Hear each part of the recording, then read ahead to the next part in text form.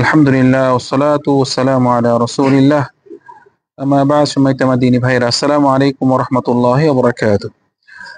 আমাদের রিয়াদুস সালিহিনের ৪৪ নম্বর পর্ব নিয়ে আমরা আলোচনা করব। এখানে আমাদের নতুন একটি অধ্যায়, সেটি হলো বাবুল ইয়াকিন ওয়াত তাওয়াক্কুল, আল্লাহ সুবহানাহু ওয়া তাআলার উপরে ভরসা। এটা আমাদের মুমিনদের একটা সিফাত যে আমরা ভরসা কার উপরে করি? আল্লাহ সুবহানাহু ওয়া তাআলার উপরে ভরসা করি। এটা খুবই গুরুত্বপূর্ণ যে আল্লাহ সুবহানাহু ওয়া তাআলার উপরে ভরসা করা, যে নিজের উপরে মানে নিজেকে আল্লাহর উপরে ভরসা না করে যে নিজের উপরে পুরো ভরসা করা। আমরা একটা দোয়া করি, ইয়া হাইয়্যু ইয়া কাইয়্যুম বিরহমাতিকা আস্তাগীথ আসলিহ লি শা'নি কুল্লা ওয়া লা তাকিলনি ইলা নাফসি তারফাত আইন। মানে আমার উপরে আমাকে ভরসা করিও না, আমি আমার ভরসা যেন আমি আপনার উপরে ভরসা করতে পারি। শুনুন, আল্লাহর উপরে ভরসা করা।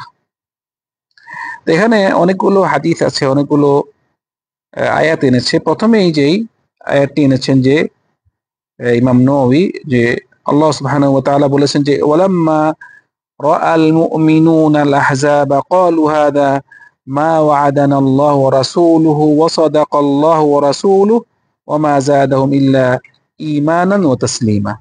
যখন নাকি মুমিনরা দেখলো যে মানে গাজওয়াতুল আহজাব, আহজাবের যুদ্ধ তো জানেন আপনারা।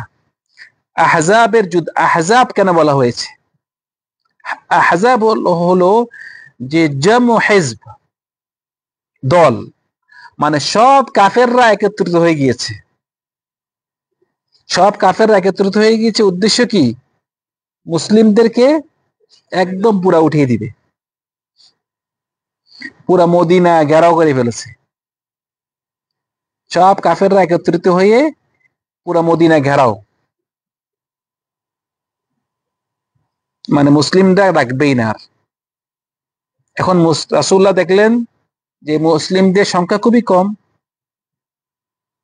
এত বড় একটা সংখ্যা কাফেরদের এসেছে। তখন একজন সাহাবী,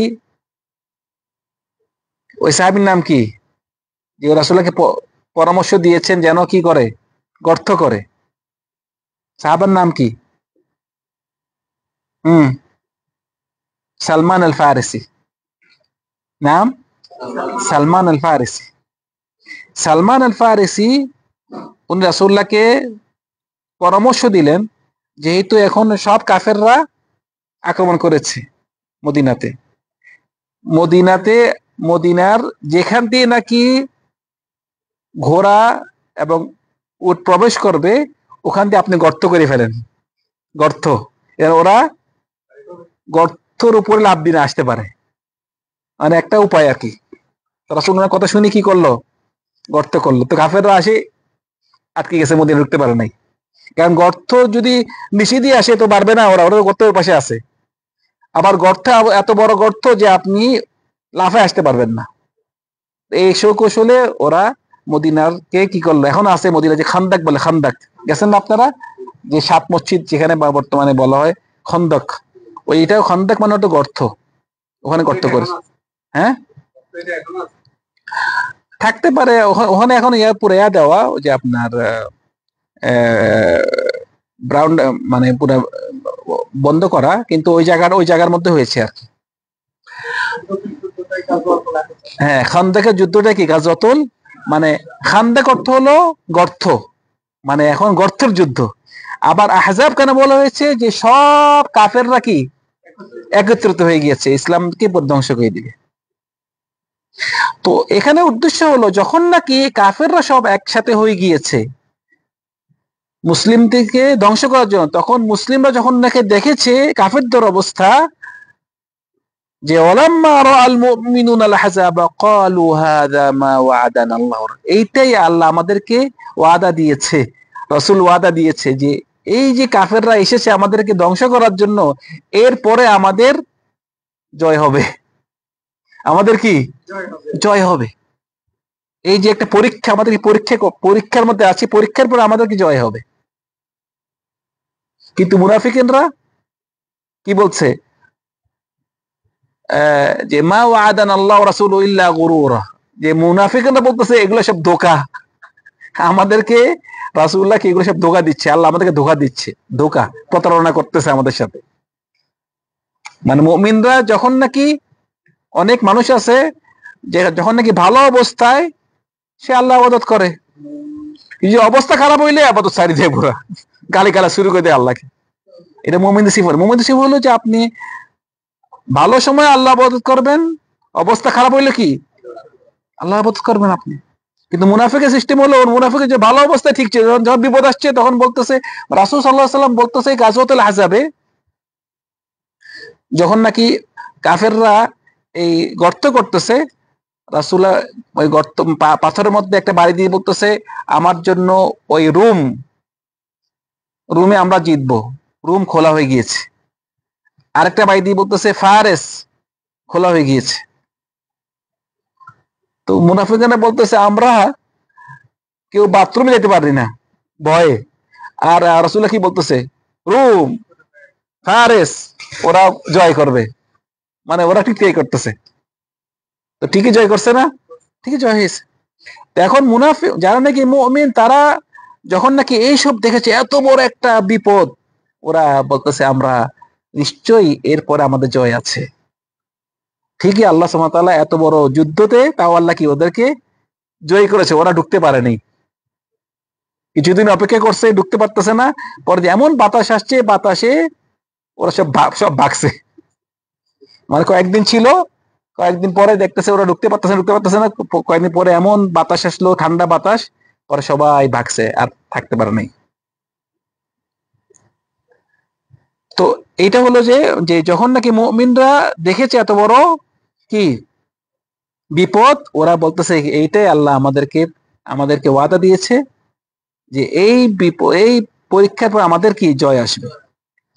তারপর যে হাদিসটি এনেছে আল্লাযীনা ক্বালা লাহুমুন নাসু ইন্নান নাসা ক্বাদ জামাউ লাকুম ফাখশাউহুম ফাযাদাহুম ঈমানা ওয়া ক্বালু হাসবুনাল্লাহু ওয়া নি'মাল ওয়াকিল। এখানে আরেকটা যুদ্ধতে যখন নাকি মুমিনদেরকে বলা হলো যে কাফেররা সব একসাথে হচ্ছে, কাফেরদেরকে তোমরা ভয় করো, ওরা ওরা খুব বড় একটা দল, যখন এই কথা শুনছে তারা তাদের ঈমান আরো বেড়ে গিয়েছে। ফাযাদাহুম ঈমানা ওয়া ক্বালু হাসবুনাল্লাহ, আল্লাহ আমাদের জন্য যথেষ্ট, আল্লাহ আমাদের জন্য সেজন্য আমাদের এই হাসবুনাল্লাহু ওয়া নি'মাল ওয়াকিল এটা একটা দোয়া, মানে আল্লাহ আমাদের জন্য যথেষ্ট। সেজন্য যখন আপনি বিপদে পড়েছেন কি বলবেন হাসবুনাল্লাহু ওয়া নি'মাল, হাসবুনাল্লাহ আল্লাহ আমাদের যথেষ্ট, আল্লাহ আমাদের যথেষ্ট। ঠিক আছে সাদিক ভাই, কি বলবেন হাসবুনাল্লাহু ওয়া নি'মাল ওয়াকিল। তারপরে যে আয়াতটি এনেছে যে ওয়াতাওয়াক্কাল আলাল হাইয়্যিল্লাযী লা ইয়ামুত, তুমি ভরসা করো কার উপরে, আল্লাহর উপরে, যে নাকি চিরঞ্জীব, যার হায়াত কোনো শেষ, মানে হায়াত চিরস্থায়ী, মানে আল্লাহ সুবহানাহু ওয়া তাআলা চিরঞ্জীব। আল্লাযী লা ইয়ামুত, যে নাকি যার নাকি মৃত্যু নেই, যার নাকি মৃত্যু নেই। তুমি এমন তুমি আল্লাহর কাছে তুমি কি করো, আল্লাহর উপরে ভরসা করো।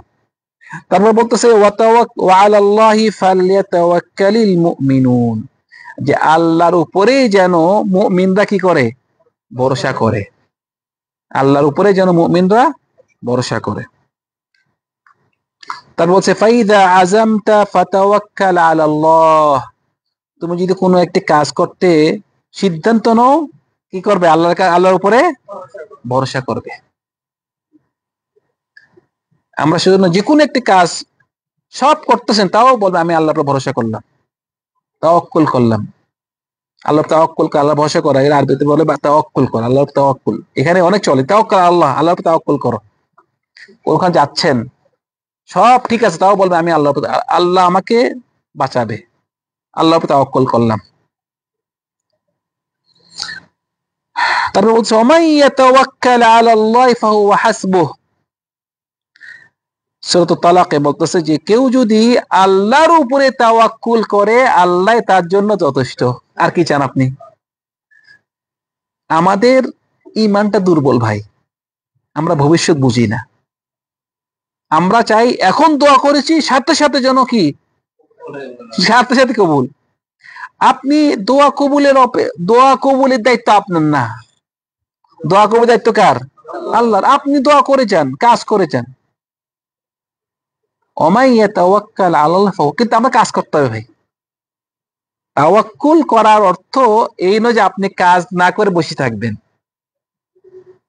তাওয়াক্কুল করতে হবে মা ফিউল আসবাব, কাজ করে তাওয়াক্কুল করতে হবে। এক ব্যক্তি এসেছে তার উট নিয়ে, মসজিদে এসেছে না কোথায় এসেছে ভুলে গেছি, মোটামুটি উট নিয়ে এসেছে। তো উটটি বাইরে রেখে না বেঁধে চলে আসছে। তো উট তো বাধা নাই, উট তো হাঁটবেই। তো মসজিদ থেকে সে বাড়িয়ে দেখে উট নেই। তো রাসূল সাল্লাল্লাহু আলাইহি ওয়াসাল্লাম কাছে এসে বললেন যে ইয়া রাসূলুল্লাহ, আমি উটকে বাইরে রেখে এসেছি, পরে দিয়ে বাইরে দিয়ে দেখি উট নেই। বলছে উটকে বাঁধো নাই? বলছে না, আমি আল্লাহর উপর তাওয়াক্কুল করেছি, আল্লাহ তাওয়াক্কুল করেছি, উটকে বাঁধি নেই। রাসূল বলছে না, ইতিলহা ওয়া তাওয়াক্কাল, উটকে বাঁধবা এবং কি তাওয়াক্কুল করবা, না পারি তাওয়াক্কুল করবে না। সেজন্য তাওয়াক্কুলের কাজ হলো, আপনি তাওয়াক্কুলের হাকিকত তাওয়াক্কুল হলো আপনি কাজও করবেন, কাজ না করে থাকবেন না। এখন আপনি আপনার রিজিকের প্রয়োজন, আপনি ঘরে বসে থাকবেন, আমার রিজিক আসবে, আল্লাহর উপর তাওয়াক্কুল করলাম, এটাকে বলে তাওয়াক্কুল। তাওয়াক্কুল পারে না। আমরা এখানে জামাত করবো ইনশাআল্লাহ। তাওয়াক্কুল হলো আপনি কাজও করবেন, এটা বলবেন না যে আমি কাজ করি পেয়েছি। অনেক ভাইরা মানে বলে এই বিল্ডিংটি করেছি আমি কাজ করি, কাজ করি বিল্ডিংটা বানাইছি। যে মানে করণ বলছিল ক্বালা ইন্নামা উতিতুহু আলা ইলমিন ইনদি, আমার জ্ঞানের দ্বারা, আমার বুদ্ধির দ্বারা আমি এত পয়সা জমাইছি। তো সেজন্য আমরা কাজও করতে হবে, তাওয়াক্কুল করতে হবে। আপনারা যে সৌদি আরবে আসছেন, মক্কাতে আসছেন রিজিক কামানোর জন্য, বাংলাদেশে থাকেন না কেন, আসছেন কেন এখানে? কাজ করতে, মানে এটা তো একটা কাজ, মানে একটা কারণ, সাবাব করতেছেন। কিন্তু ঘরে বসে থাকি যে আপনি বলে আমার রিজিক দিবে আল্লাহ, না, কাজও করতে হবে। আপনি এখন যারা নাকি সবজি চাষ করে, আম খায়, জাম খায়, তার কি করে? বিচি রোপণ করে, তারপর বিচি হয়, কাজ করতেছে তো নাকি? কাজ করবেন, আল্লাহকে দোয়া করবেন। সেজন্য তাওয়াক্কুলের সাথে কি করতে হবে? কাজ করবে। আকেল হারসলে করতে বানবা, বানবা এবং কি করবা? তাওয়াক্কুল করবা। এখন একজন ব্যক্তি সে যদি দোয়া করে আল্লাহ আমাকে একটা সন্তান তো, নেককার সন্তান তো, দোয়া করে, কান্না করে, আপনি বলেন ভাই আপনি বিয়েটি করছেন? বলতে বিয়েটি করি নাই। বলছে আল্লাহকে আপনাকে আকাশ থেকে সন্তান দিবে? আপনি দোয়া করেন, বিয়ে করেন, আল্লাহ আপনাকে কি সন্তান দিবে। সেজন্য তাওয়াক্কুলের সাথে কি করতে হবে? কাজ করতে হবে। তাওয়াক্কুল করবেন, কাজও করবেন। আর যে নাকি আল্লাহর উপর তাওয়াক্কুল করবে, আল্লাহ তার জন্য যথেষ্ট। বলছে ইন্নামাল, তারপরে যে সূরাতুল আনফালে বলতেছেন যে ইন্নামাল মুমিনুনা আল্লাযীনা ইযা যুকিরাল্লাহু ওয়াজিলাত কুলুবুহুম ওয়া ইযা তুলিয়াত আলাইহিম আয়াতুহু যাদাতহুম ঈমানা ওয়া আলা রাব্বিহিম ইয়াতাওয়াক্কালুন। যে ওরাই হলো খাঁটি মুমিন, যাদের কাছে যদি আল্লাহ সুবহানাহু ওয়া তাআলার সম্পর্কে বলা হয়, তাদের মানে অন্তর কেঁপে ওঠে, তারা ভয় পেয়ে যায় আল্লাহর আযাবের কথা শুনলে, আল্লাহর মানে বিভিন্ন আল্লাহর সিফাত সম্পর্কে বলা হইলে, আল্লাহ যে মানুষদেরকে যে আযাব কথা জানে, আল্লাহর কথা শুনে না, আযাবের কথা বলা হইলে তাদের কি অন্তরে তারা কেঁপে ওঠে, তারা ভয় পেয়ে যায়। এটা মুমিনদের সিফাত, যে আল্লাহর আযাবকে ভয় করা, আল্লাহকে ভয় করা, এটা কি মুমিনদের সিফাত। তো বলতেছে ওয়াইদা তুলিয়াত আলাইহিম আয়াতুহু যাদাতহুম ঈমানা, আর যদি তাদের কাছে যদি আল্লাহর কোরআন তেলাওয়াত করা হয় তাহলে তাদের ঈমান বেড়ে যায়। এটা হলো আহলে সুন্নাহ ওয়াল জামাআর একটা আকীদা। এখান থেকে দলিল যে ঈমান বাড়ে, ঈমান বাড়ে, যে ভালো কাজের দ্বারা ঈমান বাড়ে এবং খারাপ কাজের দ্বারা কি কর্ম দ্বারা ঈমান কমে। যে এখন যদি আল্লাহ কোরআন তেলাওয়াত করা হয় তাদের সামনে, তাদের ঈমান বেড়ে যায়। আমাদের দলে যেটা যে ওয়ালা রব্বিহিম ইয়াতাওয়াক্কালুন, তাদের একটা সিফত হলো তারা কি করে, আল্লাহর উপরে তারা ভরসা করে, আল্লাহর উপরে তাওয়াক্কুল করে, এটা দলিল। এবং এছাড়া আরো অনেক আয়াত আছে যে তাওয়াক্কুল সম্পর্কে, আমরা আল্লাহর উপরে তাওয়াক্কুল করা, আল্লাহর উপরে ভরসা করা। তো আমরা মনে রাখবো যে আমরা আল্লাহর উপরে অবশ্যই ভরসা করব এবং কাজও করব। কাজ করাটা এটি তাওয়াক্কুলের বিপরীত নয়, সংঘর্ষ নয়, ঠিক আছে? কাজ করাটা কি তাওয়াক্কুলের সাথে সম্পর্ক, মানে সংঘর্ষ বর্ষ না, এটা তাওয়াক্কুলের কাজ। আপনার অসুখ হয়েছে, আপনি বলেন আমি তাওয়াক্কুল করলাম, আমি ওষুধ খাবো না। না, ইসলাম বলেছে আপনি ওষুধও খান এবং তাওয়াক্কুল করে। এবার বলবেন না যে আমি ওষুধ খেয়েছিলাম দেখি ভালো হয়েছি, না, বলবেন আল্লাহ আমাকে ভালো করেছে। কিন্তু আপনি কাজ করতে হবে, রিজিকের জন্য কাজ করতে হবে, অসুখ ভালো হওয়ার জন্য ওষুধ খাইতে হবে, কাজও করবেন, আল্লাহর উপরে তাওয়াক্কুল করবেন। এই কথা বলবেন না যে কাজ করি আমি পেয়েছি, আবার এই কথা বলবেন না যে আমি কাজ করবো না, শুধু তাওয়াক্কুল করব। ঠিক আছে? সেজন্য মানে কাজ করাটি কোন একটি কারণ করা, এটি তাওয়াক্কুলের সাথে, আল্লাহর সাথে, আল্লাহর উপরে ভরসা করার সাথে মানে সংঘর্ষিত নয়। এইটি তাওয়াক্কুলের কাজ, আপনি কাজও করবেন, আল্লাহর উপরে ভরসা করবেন। আল্লাহ সুবহানাহু ওয়া তাআলা আমাদের সবাইকে আল্লাহর উপরে পুরোপুরি তাওয়াক্কুল করার তৌফিক দান করুন। আমরা আয়াতগুলো শেষ করলাম, ইনশাআল্লাহ হাদিস নিয়ে পরে দিয়ে তারপরে পরবর্তী আমরা আলোচনা করব। সাল্লাল্লাহু আলা সাইয়্যিদিনা মুহাম্মদ ওয়া আলা আলিহি ওয়া সাহবিহি আজমাইন। আসসালামু আলাইকুম ওয়া রাহমাতুল্লাহি ওয়া বারাকাতুহু।